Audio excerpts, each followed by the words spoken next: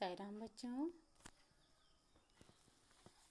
हिंदी की कक्षा में आप सबका स्वागत है। तो आज हम क्या पढ़ने वाले हैं? आज हम पढ़ेंगे हिंदी रिमझिम का चैप्टर नंबर 11, चावल की रोटियां। रोटियां किस किस चीज़ की खाई होंगी आपने?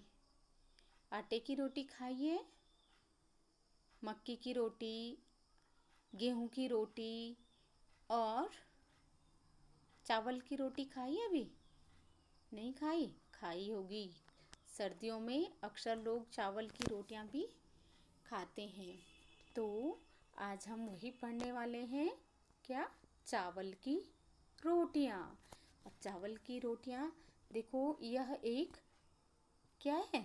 नाटक है। आपका जो ये चैप्टर है वो एक एकांकी है, ये एकांकी नाटक है। और इसमें कौन कौन से पात्र हैं जो किरदार निभा रहे हैं? एक कोको है, 8 साल का ब्रह्मी लड़का, कुछ मोटा सा, एक मोटा सा लड़का है। ब्रह्मी यानी ब्रह्मा का रहने वाला, जैसे क्या पहाड़ का रहने वाला क्या कहलाता है? पहाड़ी। राजस्थान का राजस्थानी। और इस तरह से बंगाल का बंगाली, इस तरह से आप लोग बोलते हो। तो वैसे ही वो ब्रह्मा का रहने वाला है, तो वो ब्रह्मी लड़का यानी ब्रह्मा का रहने वाला है, तो वो क्या है? ब्रह्मी लड़का। फिर है नीनी, 9 साल की ब्रह्मी लड़का, कोको का दोस्त। निन्नी कोको का दोस्त है। तिनसु भी कोको का दोस्त है, ये भी 8 साल का ब्रह्मी लड़का है। ये सब ब्रह्मी हैं। इनके नाम कुछ अजीब से हैं, कोको, नीनी, तिनसु, मिमी। ये 7 साल की लड़की है, कोको की दोस्त है। उबातून, सॉरी, मिमी 7 साल की ब्रह्मी लड़की कोको की दोस्त है। उबातून जनता की दुकान का प्रबंधक, यानी दुकान का प्रबंधक संचालक है। जो भी उसका अभिनय कोई लंबे कद का लड़का है। वो कैसा है? लंबा, नकली मूंछों चश्मा लगाकर कर सकता है। यानी ये नाटक है, तो वो उबातून क्या है? एक जनता प्रबंधक है, और जो कि कैसा है? जो लड़का कैसा है? लंबे कद का है। और लड़का नकली मूंछों चश्मा लगाकर भी इसका किरदार निभा सकता है। तो इस तरह से कितने इसमें पात्र हैं? 1 2 3 4 5 इसमें पात्र हैं, 5 कैरेक्टर हैं। अब ये क्या करते हैं देखते हैं। एक सादा कमरा, दीवार पर बांस की चटाई, एक दीवार के सहारे रखे। एक कमरे का सीन है जिसमें क्या है? बांस की चटाइयाँ हैं, एक दीवार के सहारे रखी है। अलमारी के ऊपर एक रेडियो, अलमारी है और अलमारी के ऊपर एक रेडियो है। चाय की केतली, कुछ कप और खाली गुलाबी फूलदान रखा है। कमरे के बीच फर्श पर एक चटाई बिछी है, जिसके ऊपर कम ऊंचाई वाली गोल मेज रखी है। 2 दरवाजे हैं, एक दरवाजा पीछे की ओर खुलता है और दूसरा एक किनारे की ओर। पक्षियों की चहचहाने के साथ साथ पर्दा उठता है। अब ये ड्रामा शुरू होता है। क्या होता है? उठता है। दूर कहीं मुर्गा बांग देता है, कुत्ता भौंकता है, कहीं प्रार्थना की घंटियां बजती हैं। कोको आता है, जमाई लेकर अपने को सीधा करता है। तो ये कोको अब प्रवेश कर रहा है, जमाई लेते हुए, और प्रवेश करता है। तो देखो, यानी ये सुबह का सीन है। कोको, माता पिता धान लगाने खेतों में चले गए हैं। जब तक माँ खाना बनाने के लिए लौट कर नहीं आती, मुझे घर की देखभाल करनी है। देखता हूँ माँ ने नाश्ते में मेरे लिए क्या बना रखा है। वह अलमारी की तरफ जाता है और उसे खोलकर देखता है। एक तस्तरी निकाल कर देखता है कि चावल की 4 रोटियां हैं। वह ओंठों पर जीभ फेरता और मुस्कुराता है। कोको, मज़ा आ गया, चावल की रोटियां मेरी मनपसंद चीज़ है। वह पेट मलता हुआ रोटियों को मेज पर रखता है और बैठ जाता है। कोको, आज तो डट कर नाश्ता होगा। वह एक रोटी उठाकर मुंह में डालने लगता है, तभी कोई दरवाजे पर दस्तक देता है। निन्नी, कोको, ए कोको, दरवाज़ा खोलो, मैं हूँ निन्नी। कोको, गजब हो गया, या तो भुक्कड़ निन्नी है। उसकी नज़र में रोटियां पड़ी तो ज़रूर मांगेगा। मैं इन्हें छिपा देता हूँ। निन्नी, दरवाज़ा खोलो। कोको, तुम क्या कर रहे हो? कितनी देर लगा दी? कोको, मैं इन्हें कहाँ छिपाऊँ? रेडियो की तरफ देखता है। मैं तस्तरी को रेडियो के पीछे छिपा दूंगा। जोर से, अभी आता हूँ निन्नी, जरा रुको। कोको, आओ निन्नी, अंदर आ जाओ। निन्नी अंदर आता है। निन्नी, दरवाजे खोलने में इतनी देर क्यों लगाई? कोको, कुछ खास नहीं, मैंने अभी अभी नाश्ता किया और मुंह धोने लगा था। बोलो, सुबह सुबह कैसे आना हुआ? निन्नी, क्या यह मत कहना कि तुम भूल गए थे, परीक्षा के बारे में रेडियो पर खास सूचना आने वाली है। कोको, लेकिन तुम्हारे घर भी तो रेडियो है। निन्नी, वह खराब है, इसलिए सोचा तुम्हारे रेडियो पर सुनूंगा। निन्नी गोल मेज के पास बैठ जाता है। निन्नी, रेडियो उठा गई, यहीं ले आओ ताकि हम आराम से लेटे लेटे सुन सकें। कोको, निन्नी, हमारे रेडियो में भी कुछ खराबी है। निन्नी, आओ कोशिश करके देखें, मैं उठाकर ले आता हूँ। निन्नी अलमारी की तरफ जाने लगता है। कोको, नहीं नहीं नहीं निन्नी, इसे छूना मत, छूओगी तो करंट लगेगा। निन्नी रुक जाता है। निन्नी, मैंने तो इसे छू ही लिया था भाई, मैं वह खबर जरूर सुनना चाहता हूँ। तिनसु के घर जाता हूँ, तुम आओगे? कोको, नहीं, अच्छा फिर मिलेंगे। निन्नी तेजी से बाहर निकल जाता है। कोको गहरी सांस लेकर बाल बाल बचे, अब चलकर नाश्ता किया जाए, मेरे पेट में चूहे दौड़ने लगे हैं। कोको तस्तरी उठाकर मेज के पास आता है, एक रोटी उठाकर खाने लगता है, तभी दरवाजे पर दस्तक सुनाई देती है। कोको तस्तरी नीचे रखकर, जाने अब कौन आ टपका? मिमी। कोको, दरवाज़ा खोलो, मैं हूँ मिमी। कोको, बाप रे, यह तो मिमी है। उसे चावल की रोटियां मेरी तरह बहुत अच्छी लगती हैं और वह हमेशा भूखी होती है। मुझे रोटियां छिपा देनी चाहिए, लेकिन कहाँ? वह तो कुछ खाने की चीज़ ढूंढने के लिए सारे कमरे में तलाशी लेगी। मिमी फिर दरवाज़ा खटखटाकर, कोको, दरवाज़ा खोलो ना, इतनी देर क्यों लगा रहे हो? कोको, कहाँ छिपाऊँ? कमरे के चारों तरफ देखकर ठीक उस फूलदान के अंदर छिपा दूँ। कोको फूलदान में तस्तरी रखकर दरवाज़ा खोलता है। मिमी कागज़ में लिपटा बंडल उठाए कमरे में आती है। मिमी, दरवाज़ा खोलने में इतनी देर क्यों कर दी? कोको, मैंने अभी भी नाश्ता किया था और मुंह धोने लगा था। आओ बैठो। कोको और मिमी मेज के इर्द गिर्द बैठते हैं। मिमी, मुझे अभी अभी तुम्हारे माता पिता मिले। तुम्हारी माता जी ने कहा कि तुम्हारे लिए चावल की कुछ रोटियां रखी हैं। मैंने सोचा। कोको, चावल की रोटियां? हाँ थी तो, लेकिन मैंने सब खा ली। मिमी, एक भी नहीं बची। कोको, सारी मिमी, मैंने सब खा ली। हाथ में पेट मलते हुए, पेट एकदम भर गया है, लगता है आज तो दोपहर का खाना भी नहीं खाया जाएगा। मिमी, बहुत बुरी बात, मेरी माँ ने केले के पापड़ बनाए थे, मैंने सोचा तुम्हारे साथ बांट कर खाऊंगी। मैं 4 पापड़ लाई हूँ, 2 तुम्हारे लिए, 2 अपने लिए। सोचा था तुम्हारी चावल की रोटियां और मोटे पापड़ दोनों का बढ़िया नाश्ता रहेगा।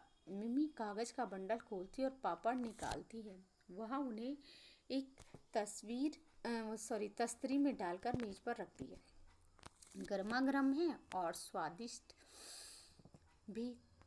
तुम्हारी भी क्या बदकिस्मती है कि तुम्हारा पेट बिल्कुल भरा हुआ है और तुम कुछ भी नहीं खा सकते। कोको पापड़ देखकर ओंठों पर जीभ फेरकर स्वागत। मैंने बड़ी गलती की जो उसे बताया कि मेरा पेट भरा हुआ है, लेकिन मैं समझता हूँ कि वह चारों पापड़ तो खा नहीं सकती। शायद 2 मेरे लिए छोड़ जाए। एक पापड़ उठाकर, क्या इन्हें निगलने के लिए चाय है? मिमी। कोको, हाँ हाँ, अलमारी पर है, मैं ले आता हूँ। कोको चाय की केतली और 2 कप उठा लाता है। मिमी एक कप में चाय डालती है।